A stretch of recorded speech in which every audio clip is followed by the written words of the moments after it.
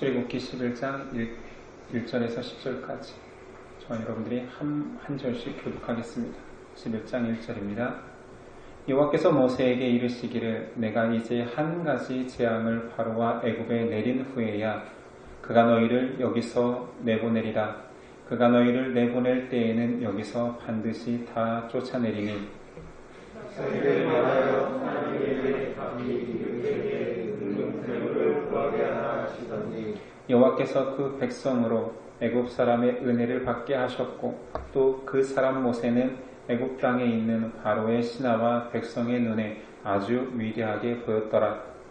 모세가 바로에게 이르되 여호와께서 이와 같이 말씀하시기를 나중에 내가 애굽 가운데로 떠나니 애굽 땅에 있는 모든 처음 난 것은 왕위에 앉아 있는 바로의 장자로부터 맷돌 뒤에 있는 몸종의 장자와 모든 가축의 처음 난 것까지 죽으리니 그리고 온 땅에 전부 무궁한 큰 굴이 있으리라. 그러나 이스라엘 자손에게는 사람에게나 짐승에게나 개 한 마리도 그 혀를 움직이지 아니하리니 여호와께서 애굽 사람과 이스라엘 사이를 구별하는 줄을 너희가 알리라 하셨나니 왕의 이 모든 신하가 내게 들어와 내게 전하며 이르기를 너와 너를 따르는 온 백성은 나가라 그래야 내가 나가리라 하고 심히 도하여 바로에게서 나오며 여호와께서 모세에게 이르시기를 바로가 너희의 말을 듣지 아니하리라. 그러므로 내가 애굽 땅에서 나의 기적을 더하리라 하셨고 모세와 아론이 이 모든 기적을 바로 앞에서 행하였으나 여호와께서 바로의 마음을 완악하게 하셨으므로 그가 이스라엘 자손을 그 나라에서 보내지 아니하였더라. 아멘. 오늘 말씀의 제목은 인생의 마지막 심판이 있다. 우리 출애굽기 애굽에 허락된 10가지 재앙, 피, 개, 이파, 악독, 우매, 흑, 장중 10번째 마지막 재앙, 그리고 11장에는 그 재앙이 시작되는 것이 아니라 예고되고 있습니다. 10가지 재앙을 통해서 하나님께서 보여주고 싶은 것은 두 가지였죠. 하나는 온 세상에 여호와만 참 신이심을 드러내셨고 두 번째는 여호와 같은 절대자가 없음을 애굽과 이스라엘 온 세상에 선포한 것입니다. 출애굽기 7장 5절 애굽 사람이 나를 여호와인 줄 알리라. 출애굽기 8장 22절 나는 세상 중에 여호와인 줄 네가 알게 될 것이라. 8장 10절 9장 14, 16절 너 온 천하에 나와 같은 자가 없음을 알게 하리라. 하나님은 재앙을 통하여서 자연을 다스리시고 질병을 주관하시며 생명의 여탈권까지 가지는 창조주이심을 보이시고 계십니다. 또 한 가지는 재앙에서 분리된 이스라엘 백성을 향한 하나님의 사랑과 보호하심을 보이시죠. 하나님은 이스라엘 한결같이 내 백성, 내 것이라고 강조하시면서 애굽이 심판당할 때에도 여호와의 백성은 보호받고 인도된다라는 확증을 보여주십니다. 오늘은 애굽에 허락된 마지막 재앙이 예고됩니다. 이 재앙은 10번째라는 숫자가 중요한 것이 아니라 완전한 재앙의 끝이라는 것이요. 이는 곧 이스라엘의 완전한 해방을 말하기도 합니다. 10번째 재앙은 장자의 죽음입니다. 장자의 죽음, 애굽의 온 백성이 진멸하는 것보다 더 무서운 것입니다. 가장 소중한 생명을 잃는 형벌이죠. 남은 자에게는 그 자체가 지옥이 될 것입니다. 만약 바로가 9번의 재앙에서 하나님께 순복했더라면 10번째 재앙은 없었을 것입니다. 그러나 10번째 재앙에 와서야 순복하는 것이 아니라 더 이상 버틸 수 없는 끝을 보여줍니다. 하나님은 사랑의 하나님이십니다. 그러나 공의의 하나님이시기도 합니다. 오늘 말씀 1절 여호와께서 모세에게 이르시기를 내가 이제 한 가지 재앙을 바로와 애굽에 내린 후에야 그가 너희를 여기서 내보내리라. 그가 너희를 내보낼 때에는 여기서 반드시 다 쫓아내리니. 그냥 나가게 하는 것이 아니라 얼마나 절망적이고 다급했으면 반드시 다 쫓아내리라는 표현까지 사용합니다. 마침내 이스라엘은 애굽의 압제에서 완벽한 자유를 허락받을 것입니다. 이스라엘 백성은 참 오래 기다렸습니다. 그러나 결국 하나님의 약속은 성취됩니다. 이렇듯 하나님의 약속은 더디 이루어지는 것 같지만 철저하고 분명하게 이루어집니다. 하나님의 계속된 재앙 앞에 애굽 사람들은 당황하기 시작합니다. 그리고 요청하지요. 2절이야. 백성에게 말하여 사람들에게 각기 이웃들에게, 이 이웃은 애굽이겠죠, 은금 패물을 구하게 하라 하더니 여호와께서 그 백성으로 애굽 사람의 은혜를 받게 하셨고 또 그 사람 모세는 애굽 땅에 있는 바로의 신하와 백성의 눈에 아주 위대하게 보였더라. 이스라엘은 애굽에서 종이었습니다. 그러나 마지막 재앙으로 가면서부터 상황은 완전히 역전되죠. 흡사 전쟁에서 정복자들이 요구하는 전리품을 취하듯 은금 패물을 애굽 사람에게 요구하라 말합니다. 정확히 말하면 이해가 쉬운 해석으로 바꾸자라면 그 백성들에게 구하라, 달라 하라가 아니지요. 청구하라입니다. 이스라엘은 처음부터 종이 아니었습니다. 귀빈이었죠. 요셉 때 초청받은 귀빈임에도 그 수가 증가해지고 요셉을 모르는 왕이 들어서면서부터 종으로 전락되었습니다. 그러니 은금 패물은 그 노동력의 당연한 가치이니 청구해라라는 뜻입니다. 무사람들의 눈에는 하나님의 놀라운 재앙 앞에 이스라엘 백성은 애굽에 가서 노략질하는 것 같습니다. 훔치는 것 같습니다. 그러나 그것은 결코 탈취가 아닌 하나님의 놀라운 심판 앞에 살려달라고 요청하는 애굽 사람들의 요구입니다. 영적으로는 하나님의 명령은 결코 거역할 수 없는 세상에서 가장 높은 법이기에 순종해야 됩니다. 가서 너에게 은금 패물을 구하여라. 하나님의 명령에 따르면 애굽 사람들은 줄 수밖에 없는 거죠. 상식적으로는 앞에서도 말했지만 지금까지 착취당한 노동력에 상응하는 대가를, 보상을 받게 하는 하나님의 섭리이기도 합니다. 이와 같이 하나님의 백성들도 이 땅에서 애굽과 같은 삶을 살기도 합니다. 그러나 반전과 교훈이 있습니다. 하나님의 사람들이 삶이 가혹할 수 있습니다. 잔인한 핍박 가운데 살 수도 있습니다. 종살이하는 애굽의 삶과 같을 수도 있지만 하나님께서는 우리를 훈련시키는 것이고 낮추시기 위함입니다. 그런 의미에서 우리가 세상을 살아가며 세 가지를 얻을 수 있죠.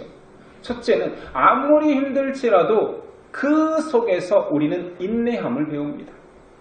두 번째는 그 인내함이 막연한 참음이 아니라 하나님의 약속이 주어진다라는 확신 속에서의 인내지. 그리고 결국은 하나님이 그 약속을 성취함을 실감하게 됩니다. 그러니 우리에게는 힘들거나 좋거나 나쁘거나 모두 다 우리에게 유익한 것이죠. 하나님의 약속이 있기 때문입니다. 3절 백성으로 애굽 사람의 은혜를 받게 하셨고 모세는 백성의 눈에 아주 위대하게 보이게 하십니다. 원수는 결국 하나님의 권능 앞에 하나님의 백성들을 압제하고 그들을 종처럼 부렸지만 마지막 날에는 그들의 입으로 위대하다 고백해야 하십니다. 그러니 성도는 고난 속에서도 하나님을 신뢰하고 순종할 수 있는 것이지요. 오늘 10번째 재앙에 대한 의미가 나옵니다. 10번째 재앙은 앞서 재앙과 전혀 다른 한 가지가 있으니 자연과 자연 현상을 통하여서 재앙이 이루었다라면 10번째 재앙은 하나님께서 친히 역사하십니다. 직접적으로 사람의 목숨을 취하시죠. 가장 무서운 심판이며 심지어 복수하는 하나님이 드러납니다. 4절이요. 모세가 바로에게 이르되 여호와께서 이와 같이 말씀하시기를 밤중에 내가, 여기서 내가는 하나님입니다. 애굽 가운데로 들어가리니 애굽 땅에 있는 모든 처음 난 것은 왕 위에 앉아 있는 바로의 장자로부터 맷돌 위에 있는 몸종의 장자와 모든 가축의 처음 난 것까지 죽으리니 애굽 온 땅에 전무후무한 큰 부르짖음이 있으리라. 바로와 애굽은 전능하신 하나님의 진노를 사기에 충분했습니다. 심지어 짐승도 자신의 새끼를 공격하면 엄청난 살기와 분노를 내비칩니다.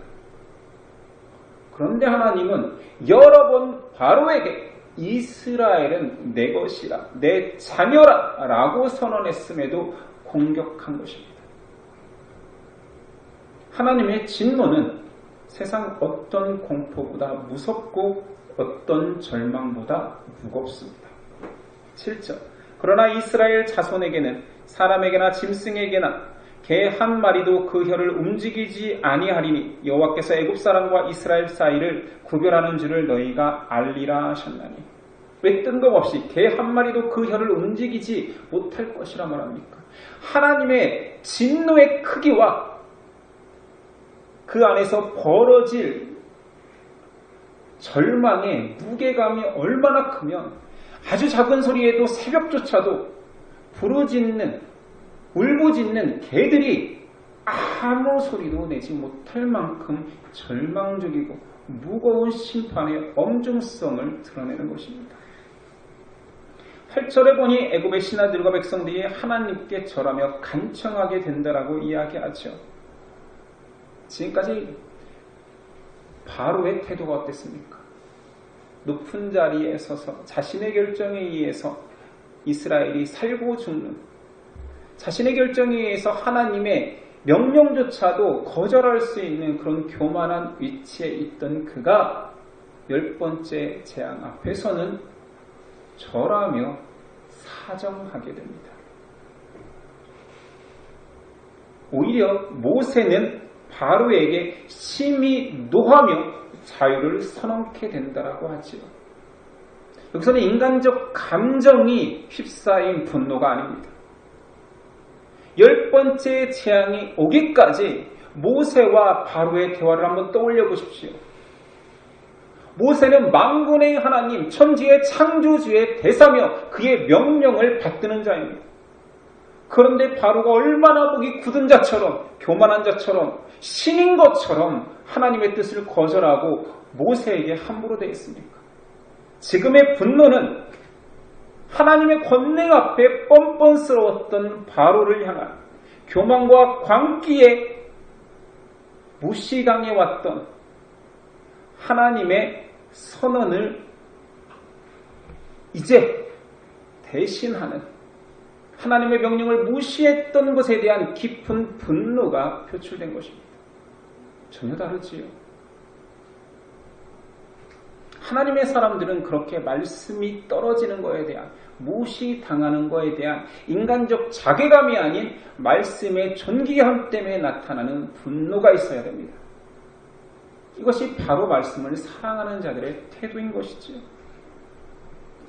결국 인간의 완악한 마음은 하나님의 마지막 심판을 받습니다.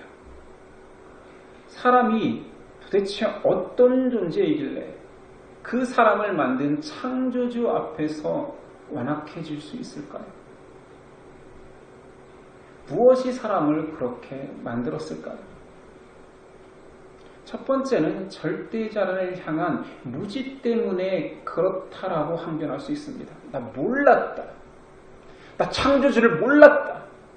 바로에게 이런 항변이 있을 수 있죠. 나 그분이 진짜 나를 만든 주인인지 몰랐다. 그러나 하나님은 태초의 사람을 만들 때부터 사람에게 창조주를 향한 영원한 지식을 주셨습니다. 신학적으로는 종교의 씨앗이라 말합니다. 사람의 본능 안에 그냥 심어버린 것이죠. 다들 그 지각 안에서 자각할 수 있습니다. 그러나 죄 때문에, 욕심 때문에 하나님을 인식하는 그 자각이 가리워진 것입니다. 그래서 아무도 무지를 핑계삼아 나 몰라서 그랬다라고 하지 못하기 위해서 하나님이 두 가지를 주셨으니, 첫 번째는 지성, 이해력을 주셨습니다. 지성이 있는 자들아, 세상 만물과 돌아가는 원리를 보며 창조주를 기억하라 하셨죠. 두 번째는 하나님께서 기억 못하겠다고 그러면 직접적인 내가 말을 주겠다, 진리를 주겠다, 읽어보고 들어보고 깨달아라 말합니다. 그러고도 듣지 못한다라고요? 그건 말이 안 되는 것입니다. 칼빈이 이렇게 말했습니다. 하나님의 존재에 대한 뿌리 깊은 확신을 갖지 못할 만큼 미개한 국민이나 야만적인 종족은 없다. 인간의 마음에서 하나님을 증거를 지워버린다는 것은 불가능합니다. 그러나 사람은 죄로 그 지식을 가리거나 왜곡시키지요. 그 결과물이 바로 우상 숭배, 미신입니다. 모든 인류에게, 모든 사람에게 종교의 씨앗, 하나님을 알아볼 수 있는 눈을 주셨으나 그들은 그 하나님을 고백하기보다는 왜곡시켰지요. 욕심으로 절대자를 바라보기보다는 내 욕심을 투영할 수 있는 다른 신, 우상을 만들어버립니다. 우상 숭배는 무엇입니까? 잘못된 신이 나타나서 그 자리를 차지해서 사람이 유혹된 것이 아닙니다. 우상 숭배는 곧 자기 허영과 욕심이 만들어내는 산물입니다.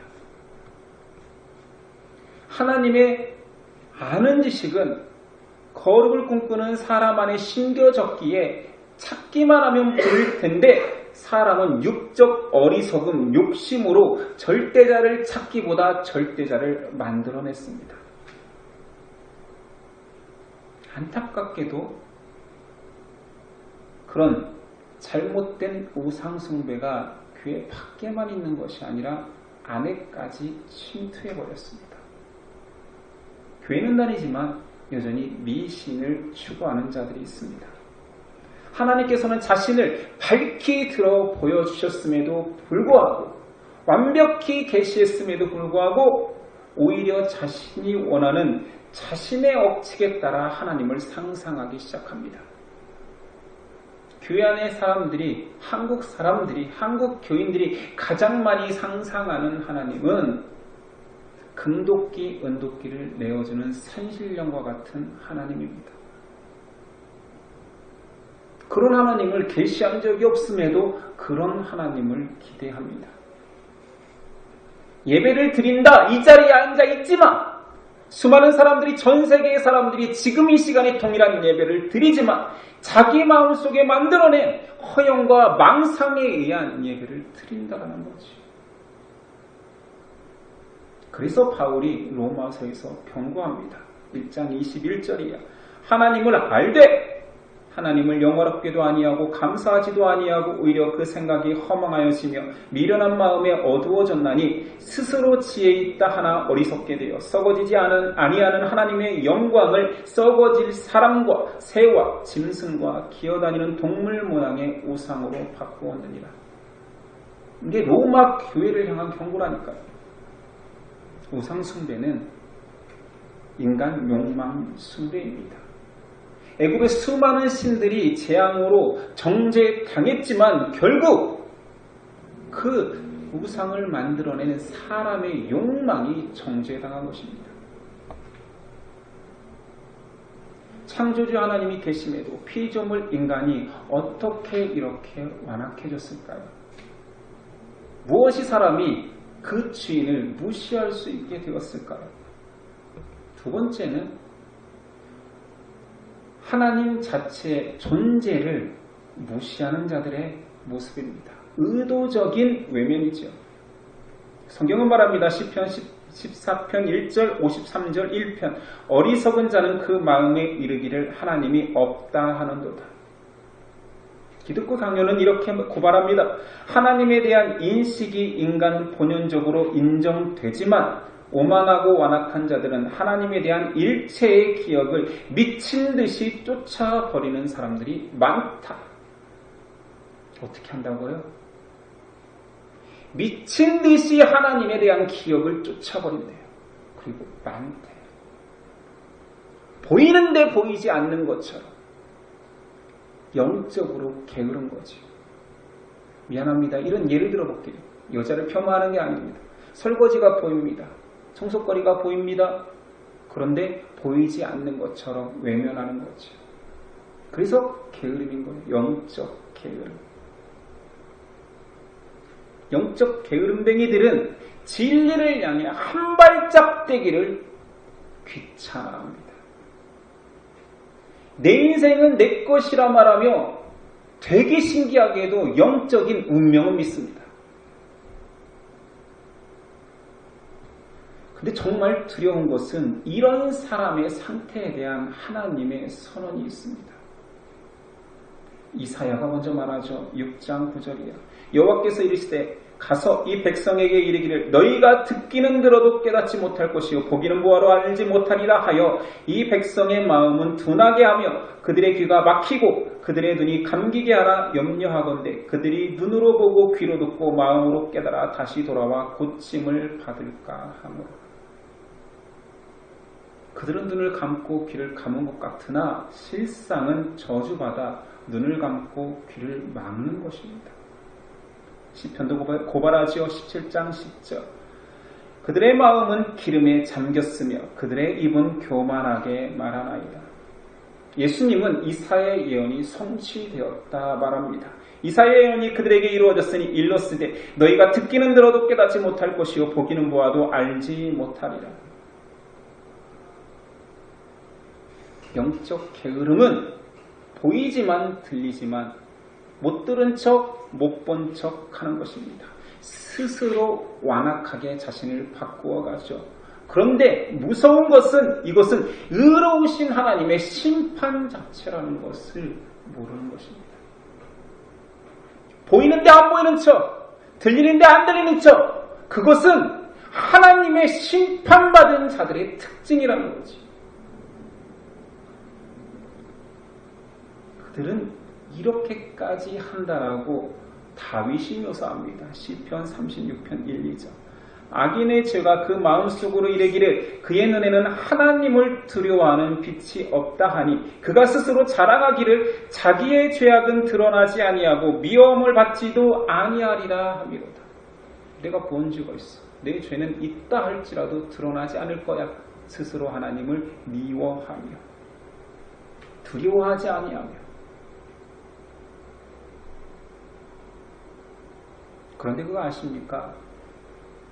그렇게 당당한 것 같고 세상에 무서운 것이 하나도 없는 것 같은 진리가 무엇이야 비아냥거리는 그들이 심판 앞에 가장 떤다는 사실을 아십니까? 인간의 심리를 잘 묘사한 소설이나 드라마나 책을 보면 한결같이 가장 혼자 살아도 모든 것들을 다 압도할 것 같고 다 가진 것 같고 모든 힘을 다 내가 사용할 것 같은 사람들이 죽음 앞에서 가장 두려워합니다. 잘 드러낸 거죠. 도대체 무엇이 그렇게 하나님을 부인하게 할까요? 세 번째는 우리가 아는 그 죄입니다. 죄로 인하여서 자아도취에 빠집니다. 선악과 유혹, 첫 번째 죄악이라고 했던 선악과 유혹을 통하여서 아담과 하와가 얻고 싶었던 것은 하나님과 같이 되는 거였습니다. 자아도취죠. 칼빈은 말합니다. 사람은 자존심이 골수에 박혀 있으며 자존심을 만족시키는 매혹적 언사를 가장 기뻐한다. 맞습니까? 저는 안 그런데. 저는 겸손해서.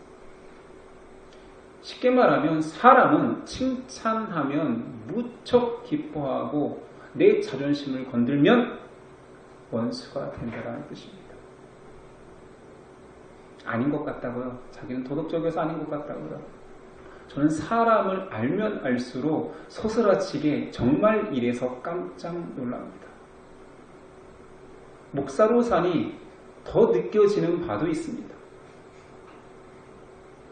칭찬을 하면 세상 다 줄 것 같이 하다가 그러다라고 말하면 원수가 되어버리는 사람들을 보며 왜 저러지?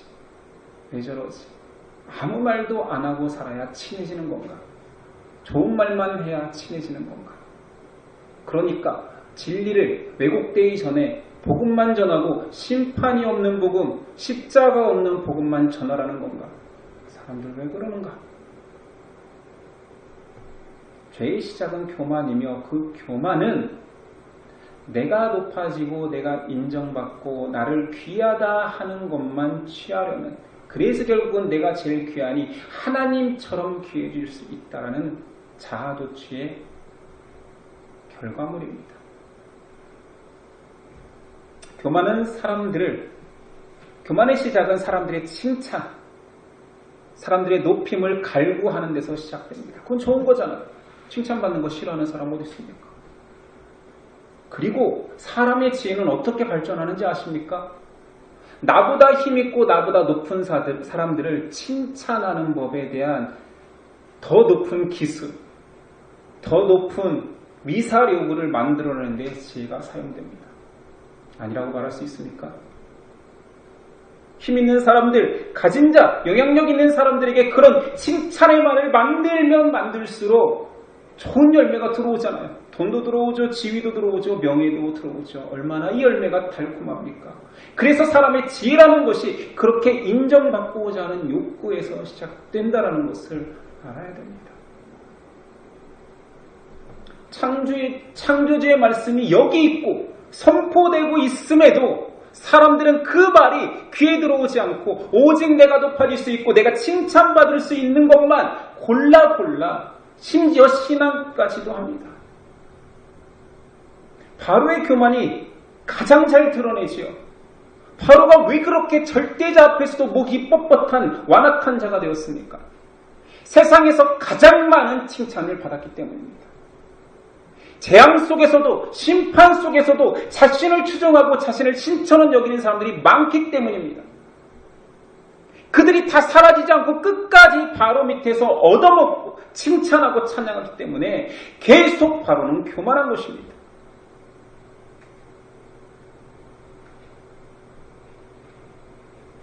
진짜 지혜는 내 지식의 약함과 자금을 내려놓고 창조주 하나님을 아는 지식 앞에, 그 음성 앞에 참 지혜가 있음을 고백하는 것입니다. 이것이 용기죠. 내가 무익하다라고 말할 수 있는, 나는 아무것도 아니다, 창조주 하나님 앞에 나는 티끌에 불과하다, 이것이 용기라니까요. 이것이 믿음이기도 합니다. 우리 지난주인가 지난주에 하이델베르크 기도에 대해서 배웠죠. 이번 주네. 지난주. 기도의 시작은 무엇입니까? 나의 결핍을 인정하는 것. 나 없습니다. 아무것도 없습니다. 내 안에 생명도 없습니다. 나 살 수 없습니다. 다 가진 하나님께 구하는 것. 그게 기도잖아요. 사악한 자들은 하나님을 부정하기 위해서 정말 지혜롭고 열심히 자신을 완고하게 만드는 데에 생각과 사상을 만들어냅니다. 그렇게 하면 할수록 도리어 10가지 재앙은 점점 더 선명하게 심판으로 인생 가운데 다가올 텐데, 세상은 어느 누구도 하나님과 하나님의 하실 일을 부정할 수 있는 사람은 없습니다. 저와 여러분 인생입니다. 인생을 사는 우리에게 가장 가치 있는 일은 무엇입니까? 이것을 찾아 우리가 교회까지 왔고 신앙하는 거 아닙니까? 인생에 가장 가치 있는 것이 여기 있기 때문에 예배 드리는 거 아닙니까? 인생 최고의 행복은 나를 만드신 창조주를 고백하고 그 창조주의 말씀대로 따라가는 데 있습니다. 너무 당연한 것임에도 우리는 가끔 있지요. 하나님을 아는 지식과 하나님을 향한 고백이 사라진 인간은 짐승만도 못합니다. 진실로. 왜 짐승, 같다고 해야지 짐승만 못합니까? 짐승은 심판이 없지.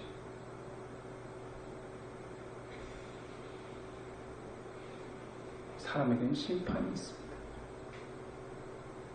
그러니 하나님을 기억하지 못하는 인생은 짐승보다 더 비참한 것입니다.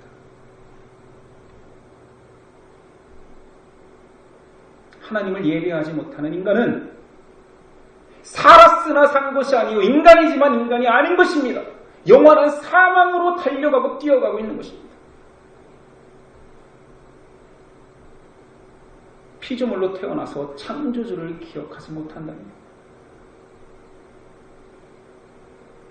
애굽의 재앙을 통해서 우리가 꼭 알아야 되는 것은 완벽한 심판과 완벽한 해방이 있음을 기억하는 것입니다. 애굽을 향한 하나님의 마지막 재앙은 결국 마지막 심판을 예고하는 것입니다. 반면에 마지막 심판과 함께 이스라엘은 해방과 진정한 하나님의 백성으로서의 삶이 시작되는 것입니다. 인생을 향한 하나님의 메시지는 그것입니다. 마지막 때가 오기 전에 나를 기억하라. 그때가 오기 전에 영원한 저주의 삶을 계속 살아갈 것인지 영원한 복락을 살아갈 것인지 오늘날 너는 그 길을 택하라 명령하는 것입니다. 하나님을 아는 사람들은 복됩니다. 하나님이 무엇을 주어서 하나님이 형통케 해서가 아니라 하나님을 알기 때문에 그 자체가 복락이요 복된 인생인 것입니다. 하나님을 고백할 수 있다라면 그 고백하는 입술은 복됩니다. 하나님을 진정 예배하기 위해서 이 자리에 온 여러분들은 복됩니다. 지금 이 시간에 예배하고 있잖아요. 결국 하나님을 기억하고 하나님을 고백하고 하나님을 예배하는 자들이 마지막 날 최후의 승리자가 될 것입니다. 맞지요? 세상에는 안타깝게도 기독교인과 교인들과 목사들을 비아냥거립니다. 코로나 시국이 된 이후로 더 많이 는 것 같습니다. 그냥 안타깝습니다. 그만큼 신자들이 잘못한 부분이 많다는 얘기겠지요. 그만큼 가짜 성도가 많다는 얘기이기도 합니다. 그러나 세상 사람들이 진짜 모르는 것이 있습니다. 비아냥거려서 우리가 낮아지고 창피한다 한들 그건 그렇게 중요하지 않습니다. 반성하고 안 하고도 그렇게 중요하지 않습니다. 그 비아냥받는 사람들 속에 하나님의 구원의 백성들이 있다는 거지. 그리고 그 비아냥거리는 백성들의 아버지가 천지의 창조주라는 거지. 심판이 있습니다. 어쩌려고 저러는지 모르겠습니다.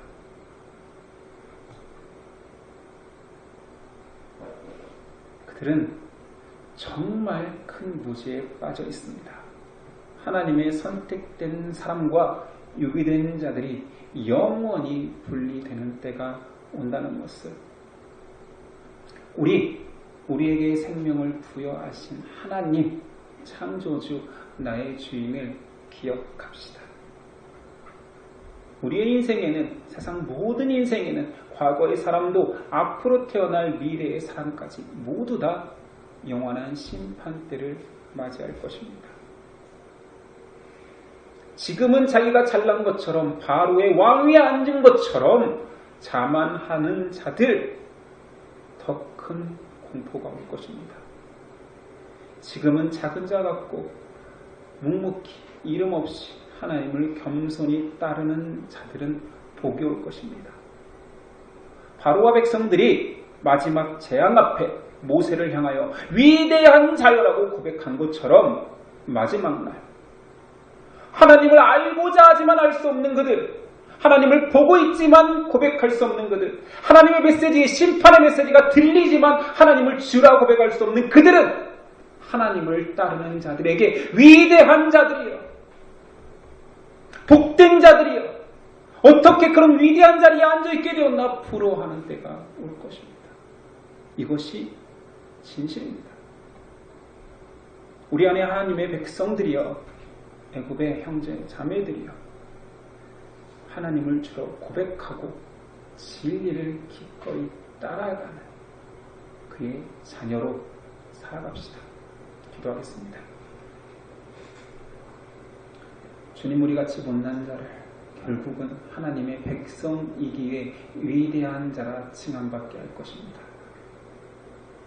우리도 여전히 죄 가운데서, 육신 가운데서 우상을 만들고 싶은 마음이 가득한 자이지만 하나님이 택하심 속에서, 구분하심 속에서 그 사랑을 받고 있기 때문에 우리는 심판받지 않는다라는 이 진리를 황송하지만 믿습니다.